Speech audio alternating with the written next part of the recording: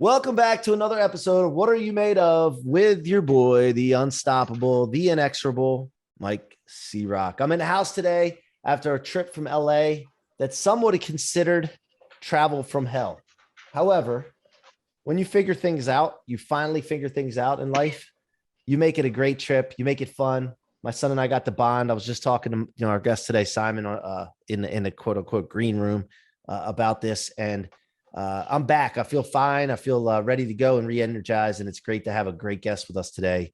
Another unstoppable person. Simon Leslie's here. He's the founder and chief executive of Inc., a global travel media company. At the onset of the pandemic, Simon's business plummeted from projections of earning 150 million to zero almost overnight. And how he has been able to work his company back to the top is an incredible story of grit, creativity, and resilience. There's a big, giant, long bio here, and I'll just stop right there because I'll let him talk about the rest of the stuff. Simon, welcome to the show, man. Thank you. Every time I listen to people talking about me, I get a bit embarrassed because I'm a humble guy. I didn't know I was going to turn out all right. I had lots of doubt. I had everyone telling me that I wouldn't amount to anything. So the fact that I've amounted to something is a miracle, I think. Yeah, well, I'm going to encourage you just to receive it when people are talking about you. Because I'll tell you, like, I figured that part out too. Like, I used to get like that too. And no, man, I just open my arms and say, thank you. I love it. Keep talking about me, because that means that they have something that they're impressed with or inspired by, or maybe they're talking shit on you too. That's true too. And I let that come too, because that just fires me up. But anyway, I don't want to get too deep into this without asking the famous question of my show. Simon, what are you made of? What am I made of? Almond croissants, storytelling, creativity, failure, and belief. I think that's the recipe. That's the ingredients of my life. I love Too it. many almond croissants, unfortunately. But the storytelling creativity, I definitely honed over the last decade, and that's what I've become. And I've realized the better stories you tell, the better narrative you create, both in your mind and verbally outwardly. That's the life you create for yourself. So were you always a good storyteller? No, I was terrible. I mean, I was a shy 16-year-old who would cross the road rather than look someone in the eye. I mean, I just don't know what happened. Not got sent away. I went away to work on a law for a lawyer on a fraud case. It was the first time I'd been away from home, and I was like, I wouldn't say boo to a goose. And all of a sudden, I'm living on my own in this place I don't know anybody, and I think that I've suddenly found some confidence and some belief, and from there it propelled onwards. And that was 16-ish? That was 16, yeah. Okay, so that wasn't too far into your life and career, so to speak, that you had to really learn to confront things. I think that you're gonna love this. I didn't tell you this in the green room part, but you're gonna love this thing I'm gonna tell you in a minute. But I noticed that a lot of people will introvert naturally, and then they also, no matter how intelligent they are, no matter what they figured out, when they share information that they know, whether they're wise onto something, they've experienced something, whatever it is, but maybe they read something, and they bring that information to a crowd of people, even or one influential people in their lives, and that person discounts them or invalidates it, even though they're the people that are invalidating are totally wrong, that person pulls back and introverts. And the story I'll tell you real quick about this, when you brought this up now, so I have to tell you. My son and I were listening to music on the way home. We had a 3-hour drive from the airport unexpectedly. And we were listening to music, and I told him, I said, put on the Wall soundtrack from Pink Floyd. Now, I don't know why, because it seems so obvious to me now, but I didn't realize that song was so about people or kids building up walls around themselves and introverting, caused by the government, caused by teachers, their parents, themselves allowing it to happen. And one brick at a time. Another brick in the wall was each incident that would happen that would be invalidated or tried to be controlled or what have you. And it clicked for me. It was like a realization, like, holy shit, this is what this song was about all these years. I just never really I don't know what the hell I thought it was about. So, yeah, that came out of that trip last night I was telling you about. But that's what you were doing as a kid. Like, you know, a lot of teenagers do this, especially in the pandemic. They build this wall around themselves. They introvert, and you can't. It's impossible to be successful when you introvert. You know, and so 16, you had to confront that. I guess you extroverted, and what happened? How did you start telling stories? You know, I'm going to challenge you there because I don't think I ever. I think I'm a confident introvert. You know, I'm very comfortable in my own skin, very comfortable sitting in a restaurant on my own table for one.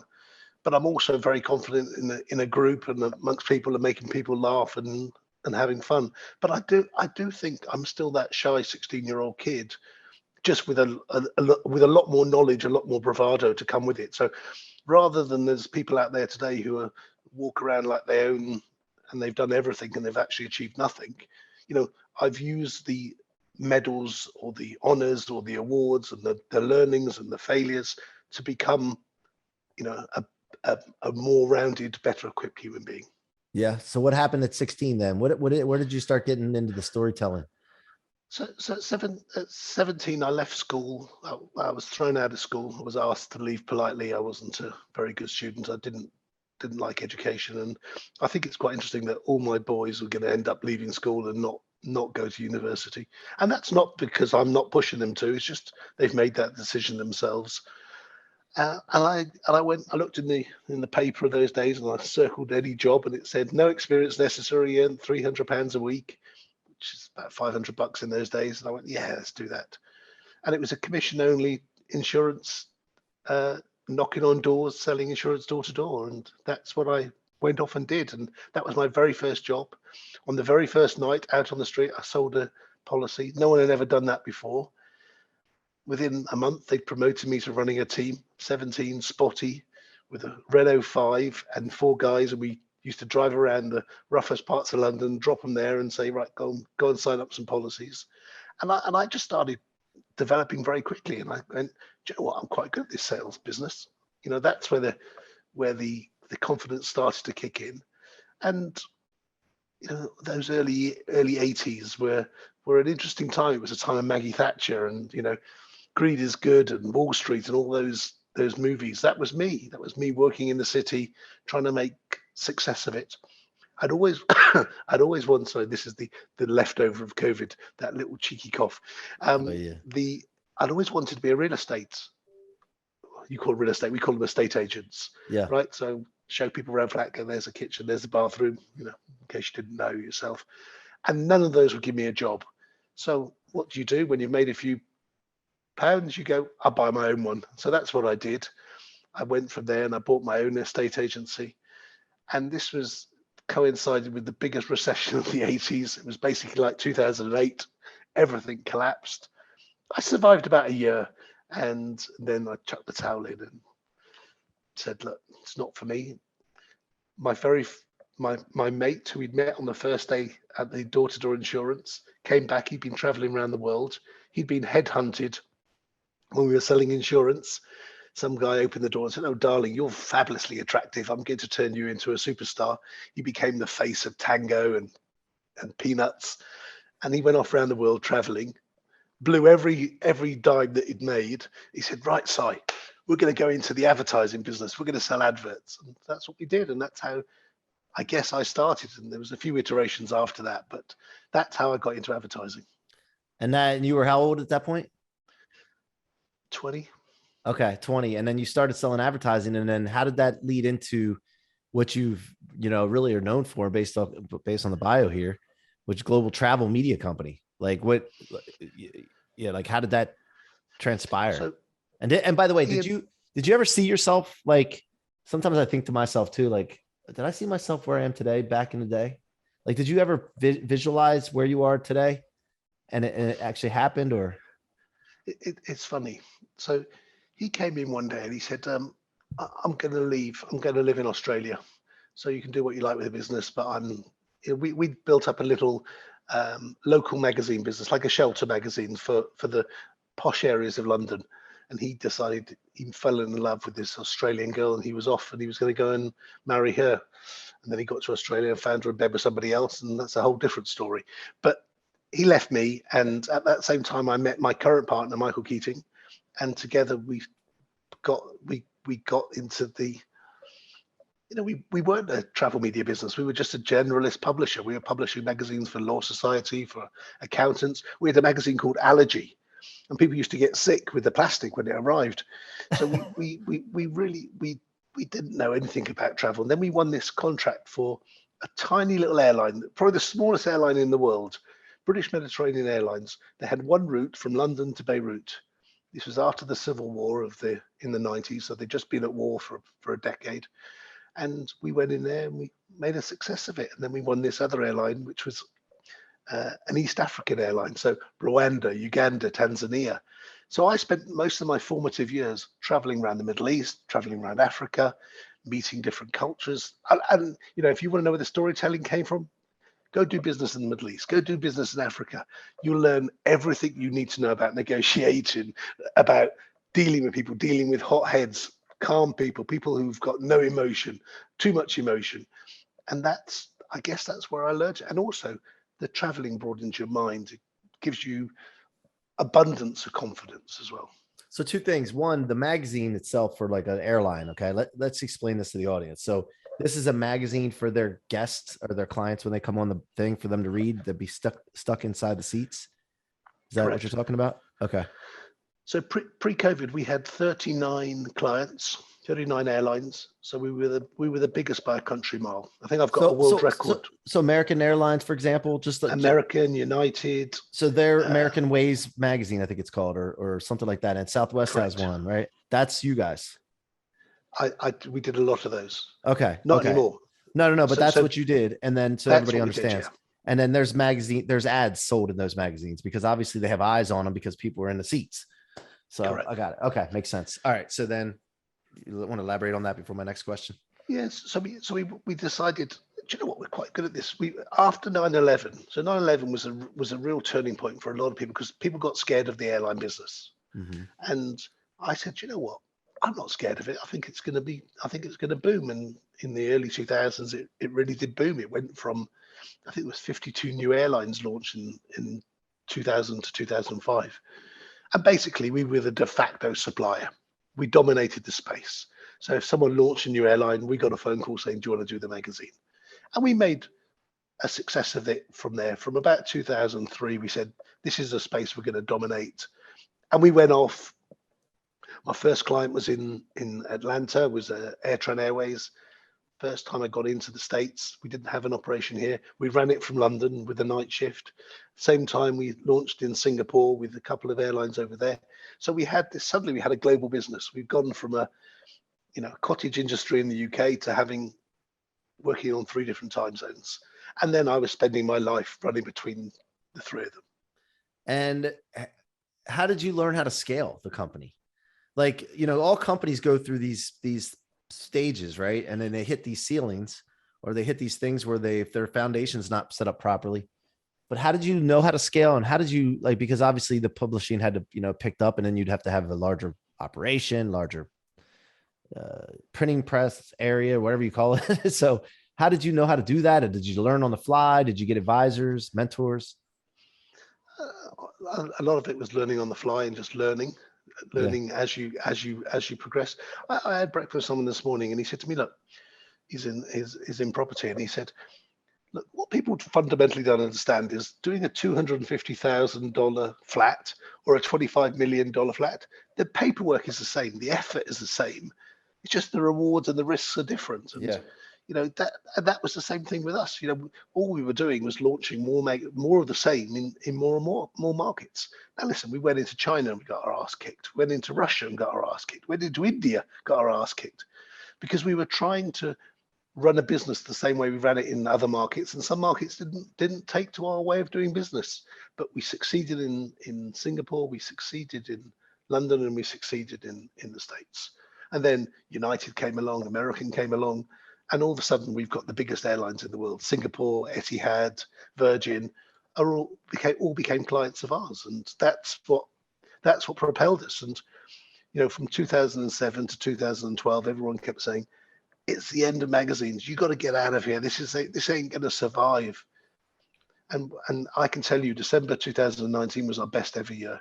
We made the most amount of money we'd ever made, all our magazines.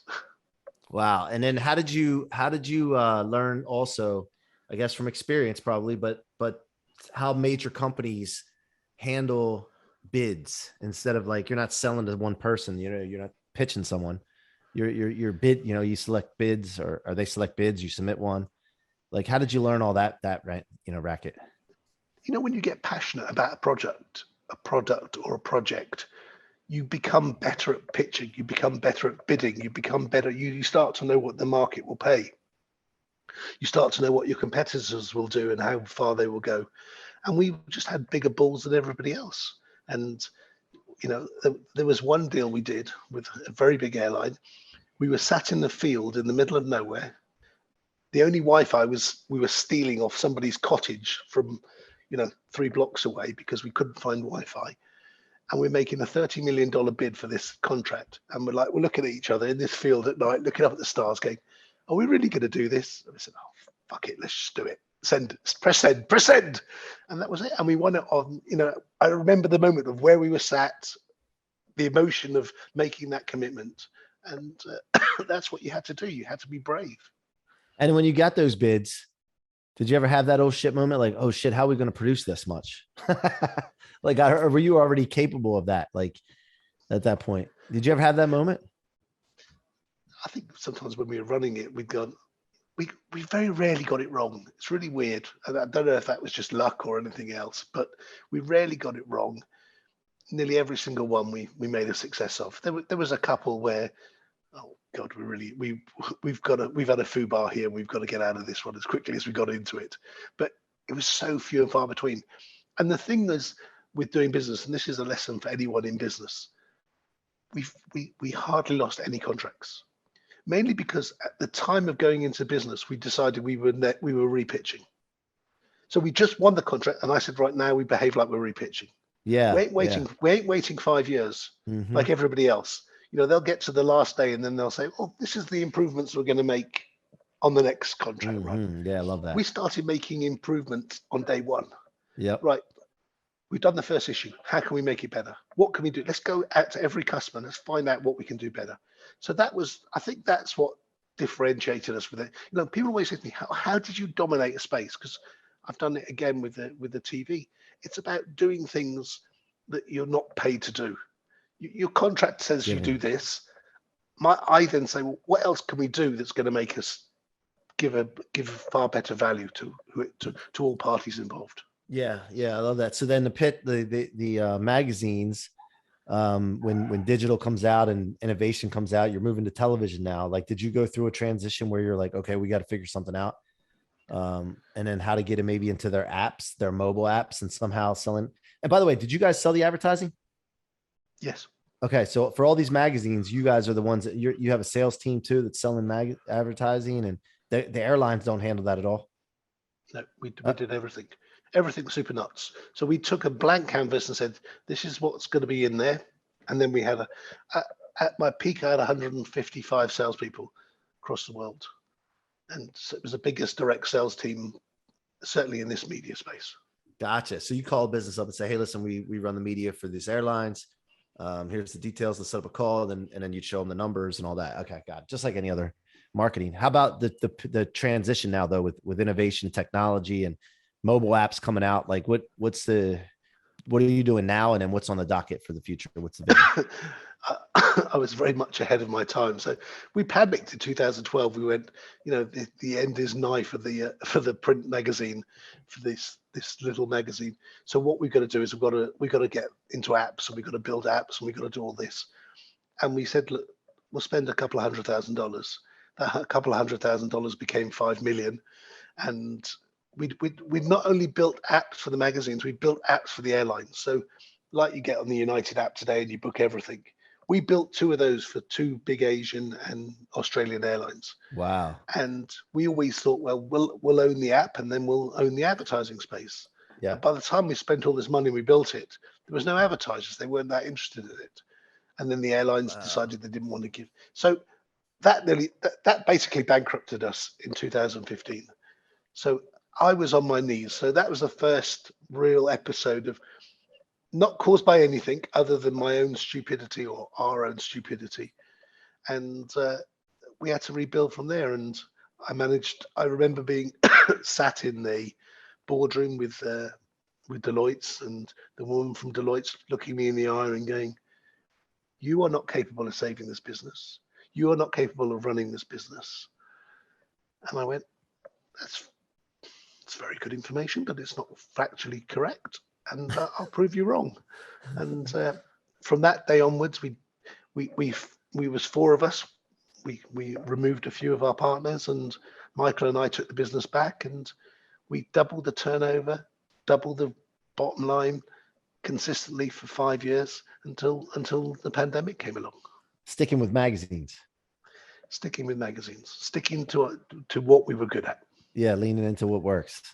Yeah. So was that one of the darkest times? Like, what's one of the darkest times of the business? Like, were you like, it's sleep at night, it's hard to sleep when you wake up in the morning, you're like, oh shit, I got to deal with this again. That kind of feeling.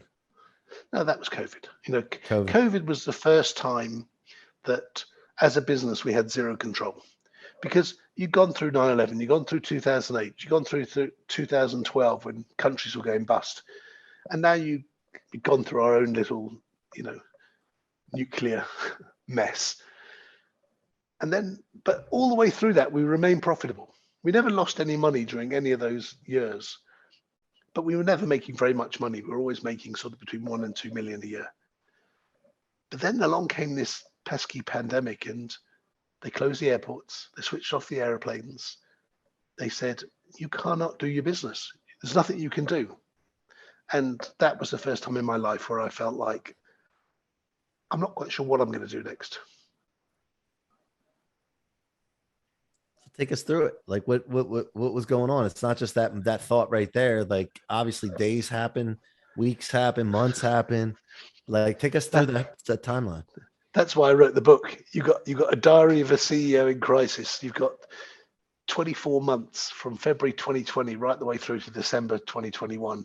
I literally documented everything I did, how I behaved, how I thought, how I dealt with the highs, the lows, basically the transformation of a business from a print magazine publishing business into today, which is a travel media business, which is the marketplace for if anybody wants to reach a traveler, I've created the marketplace. So people come here and they can track a traveler. That might be somebody who's reading a magazine. There's only 4 magazines left, by the way. We bought a bit of technology during the pandemic, which allows us to target airline passengers. So I know that you were flying from LA to Washington last week. Didn't quite get a plan, but I know I could target you at all those legs of your journey. And target me on what?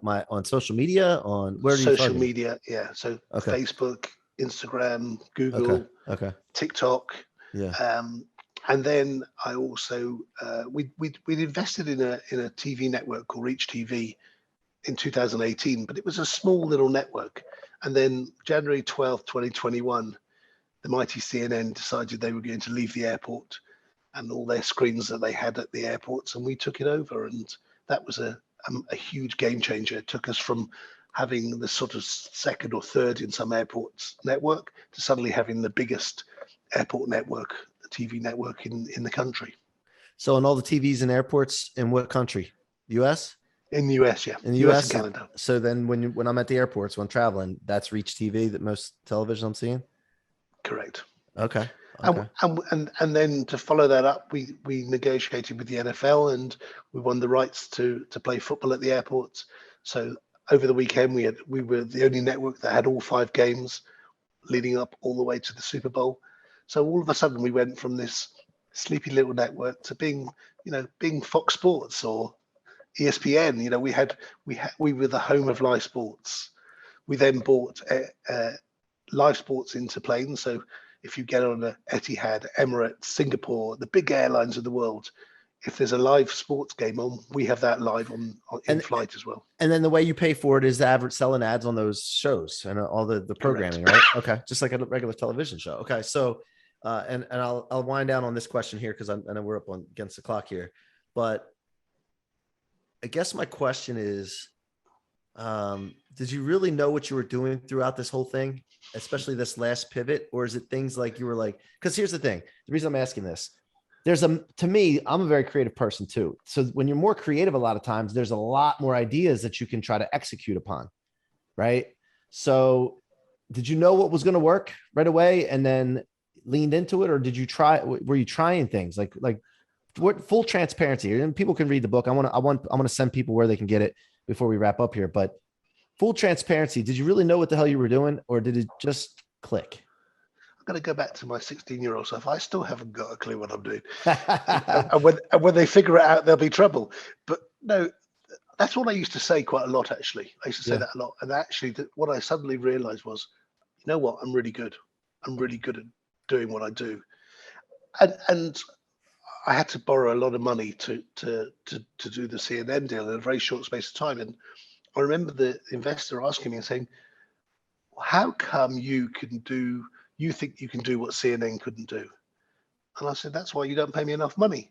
And he spat his soda off across the table. And I said, look, I just believe it. You know, I've seen people who've made lots of money out of social media at the beginning of social media. And they said, why did you make money and others didn't? Because I looked at the numbers and I went, the numbers are there, the people are there, the timing is there. I'm going to make money out of this. And I've always had that same position with travel.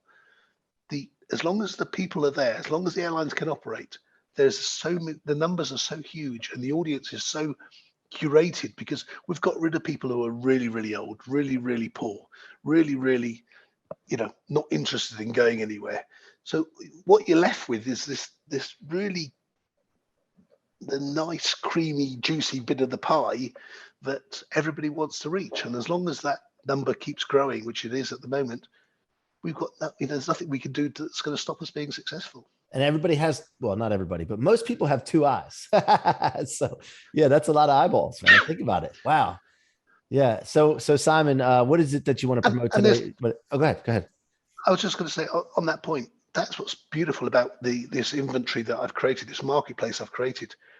There's no bots, there's no skipping ads, there's no, fake news. Everything is truth and positivity. It's real people going somewhere. Now, they might be going on holiday, they might be going on business, they might be just going to a conference.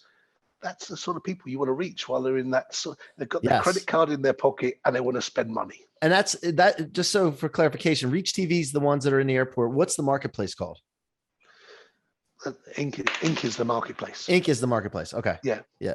So, but within that marketplace, I've got Wi-Fi advertising. I've got Wi-Fi in flight. So if you want to sponsor somebody's Wi-Fi session, I can do that for you. I've got the in-flight magazines. I've got the retargeting of the airline passenger data. That's 15 airlines across the world. So that's not just limited to the States. And then we've got Reach, which is growing all over the world as well. So how do they get to Inc? Is it inc.com? Inc-global.com. Inc-global.com. Go check that out, guys. And then how about the book, Simon? Talk about the book, the title, where they can get it. Well, this was the most cathartic experience, putting this together, just documenting all down. It's called Equanimity, which is the process of remaining calm under pressure. I just looked up no shit. I'm not lying. I was out in LA doing a thing called word clearing, learning a lot of different words from subjects back in the day that I didn't that I might have checked out on once I passed some misunderstood words, right? And on the way home, somebody said that word, and I looked it up just yesterday, and you're using it today, so that's just wild. But anyway, go ahead. Equanimity, remaining calm. Connects us, right? Everything's connected. I'm a genuine believer in that, and I believe, just going back to the other point about opportunities, I believe that we all are presented with opportunities, but most of us are so closed off to them that we miss them. And those opportunities are being presented to us all the time. But because we're so angry or depressed or anxious or worried, oh, we didn't see that one. And that's why when you see people go, well, I don't, did you always intend to do this?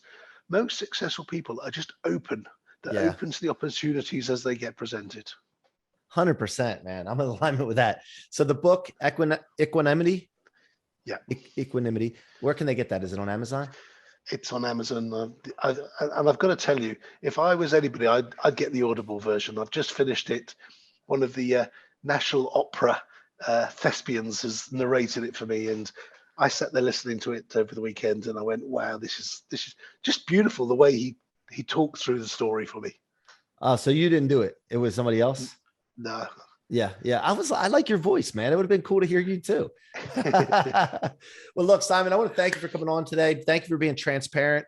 I could talk to you for hours, but unfortunately I got to keep this show like within the time constraints. So thank you so much for coming on. If there's anything I can ever do for you in the future, let me know. And I look forward to possibly doing some things with you, because I have some ideas, because opportunities are everywhere. And you just opened up a lot of synergies with me when I was just talking to you. So thank you so much for coming on the show today. Any final words? No, I appreciate you. I could see that as I said that there was this, there was this light bulb that was sort of flickering above your head. Yeah. That's, Yeah. Because I see things happening in real time all the time, because I'm open, and once you're open to life is just brilliant. Oh, that's that wall I was talking about earlier in the show that people build up, right? Another brick in the wall. Break those walls down, guys. Thanks so much for coming here, listening to the show today with Simon Leslie and your boy, the unstoppable C-Roc. Listen, we come back twice a week. Keep coming back. Send people this way, man. I mean, these shows are filled with information, expertise, experience from people that have done it. And so stop trying to figure things out all on your own. Like, you need some help, just come to the shows and check them out. We'll keep coming back, keeping creating unstoppable people here on the What Are You Made Of podcast. I thank and love every single one of you. Thank you so much. And until next time, be unstoppable.